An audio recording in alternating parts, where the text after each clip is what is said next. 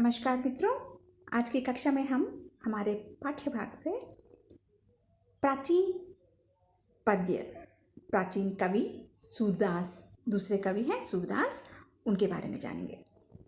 देखिए, जिस प्रकार निर्गुण भक्ति में ज्ञानाश्रयी और प्रेमाश्रयी दो शाखाएं थीं, उसी प्रकार सगुण भक्ति में भी राम भक्ति की और कृष्ण भक्ति की दो प्रमुख काव्य धाराएं प्रवाहित हुई। दूसरी कक्षा में हमने एक सारणी के द्वारा आपको समझाने की कोशिश की थी ना, याद है आपको?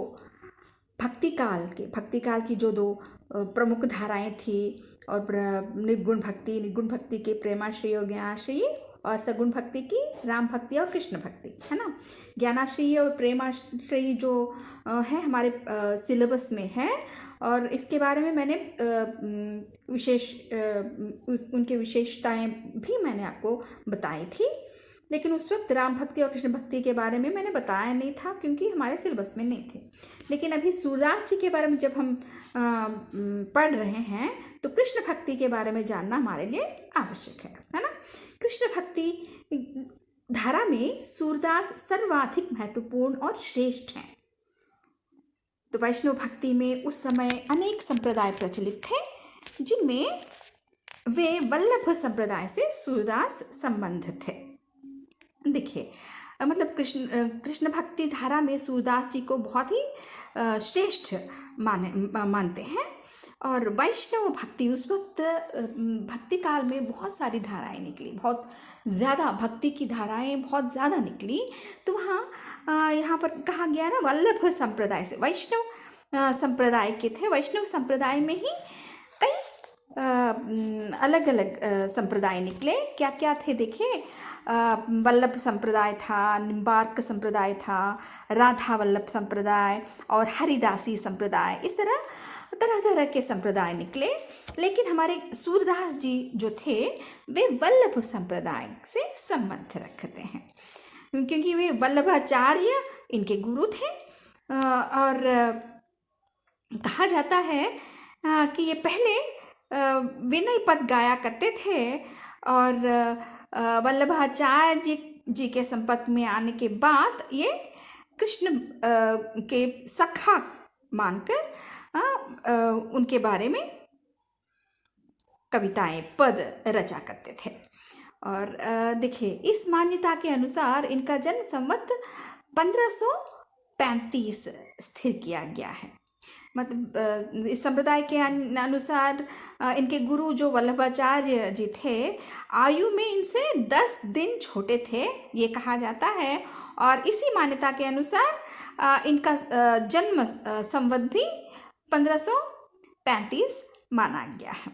कुछ विद्वानों के मतानुसार इनका जन्म सीही नामक ग्राम में, और कुछ अन्य के अनुसार रुनकता नामक ग्राम में हुआ था। कुछ के अनुसार वे जन्मांध थे, किंतु कुछ विद्वान उनके द्वारा किए गए विविध सूक्ष्म वर्णनों को देखकर उन्हें बाद में अंधा हुआ मानते हैं। अब देखिए, मतलब क्योंकि उनके बारे में पूर्ण रूप से कुछ बताया नहीं गया था, वो खुद भी कुछ बताए नहीं थे, इसीलिए मतलब ये कहाँ पर उनका जन्म हुआ और इसके बारे में, मतलब उनके जो भी ग्रंथ थे, उन्होंने जो भी पदों की रचना की थी, उनको पढ़कर विद्वानों को जो लगा उसके अनुसार मतलब उन्होंने अपनी अपनी मान्यताएं प्रकट की। जैसे कि कुछ विद्वानों ने उनका जन्म सीही नामक गांव में हुआ ऐसे मानते हैं, और कुछ विद्वान उन्हें रुनकता नाम के वासी मानते हैं, या उनका जन्म जो है रुनकता नामक गांव में हुआ ऐसे मानते हैं।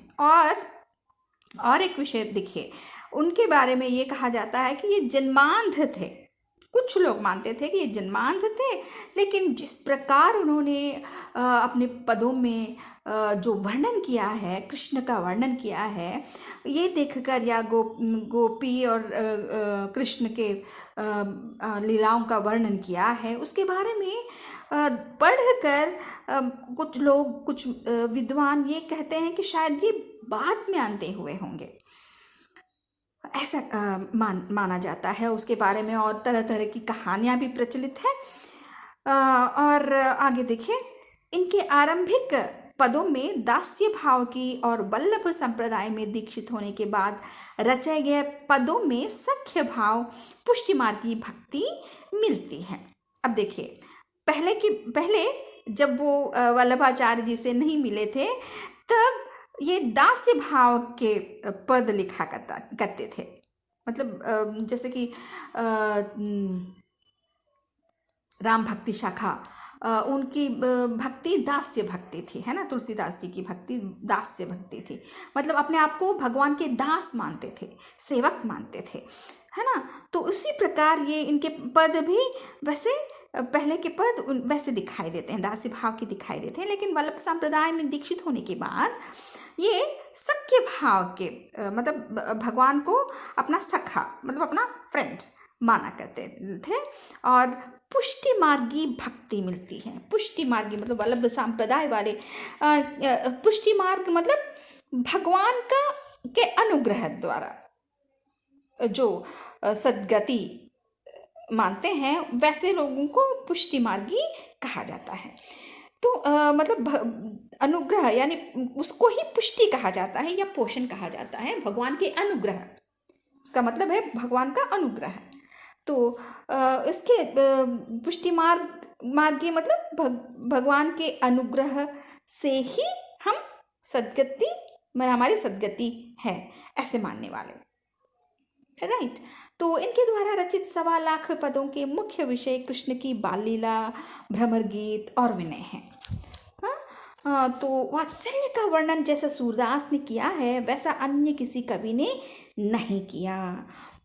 बाल लीलाएँ देखिए, इनकी बाल लीलाएँ आप पढ़ेंगे, पहले भी पढ़े होंगे आप लोग, शायद याद ना हो, लेकिन अभी हम पढ़ेंगे ना तो आपको पता चलेगा। मतलब वात्सल्य रस को, मतलब कृष्ण और बालक कृष्ण और माता यशोदा, इन दोनों के बारे में जिस प्रकार इन्होंने बताया है, लिखा है, बहुत ही सुंदर हमें देखने को मिलता है। विद्वानों का कहना है कि वात्सल्य रस का अद्भुत वर्णन इनके अलावा और किसी ने किया ही नहीं। और आगे देखिए, ब्रज भाषा में रची इनकी रचनाओं में प्रमुख और प्रामाणिक रचना सूरसागर है। साहित्य लहरी और सूरसारावली के विषय में विद्वानों के बीच मतभेद है। मतलब वैसे कहा जाता है कि सूरसागर, साहित्य लहरी और सूरसारावली इनके रचनाएं हैं, लेकिन प्रामाणिक रचना तो सूरसागर है। और कुछ विद्वानों के अनुसार साहित्य लहरी और सूरसारावली के बारे में थोड़ा मतलब विद्वानों में मतभेद है, मतलब इनका है या किसी और का है। अब ऐसा कुछ मतलब उनके उसकी भाषा और ये सब देख कर विद्वानों में मतलब एक राय नहीं है। और इनकी भाषा पता ही चल रहा है ना, ब्रज भाषा में उन्होंने रचना की। ब्रज भाषा, और वो भी साहित्यिक ब्रज भाषा कही जाती है। फिर भी साहित्यिक ब्रज भाषा में संस्कृत पदावली भी कहीं कहीं दिखाई देती है। फिर भी आम सामान्य जनता तक ये पहुंचने वाली भाषा ही थी। तो सूरदास का देहांत पारसौली नामक स्थान पर संवत 1640 के लगभग हुआ माना जाता है। ये भी ठीक प्रकार मतलब वो इनका कब देहांत हुआ ये भी निश्चित रूप से कहा नहीं गया है। लगभग कहा गया कि लगभग 1640 में उनका हुआ होगा। तो इस प्रकार सूरदास जी के बारे में हमारे पाठ्यपुस्तक में दिया गया है। और आज के लिए इतना ही सही। हम कल के कक्षा में हम उनके विनय के पद और बाल वर्णन के 2 पद हैं, कुल 3 पद हम कल की कक्षा में हम पढ़ेंगे।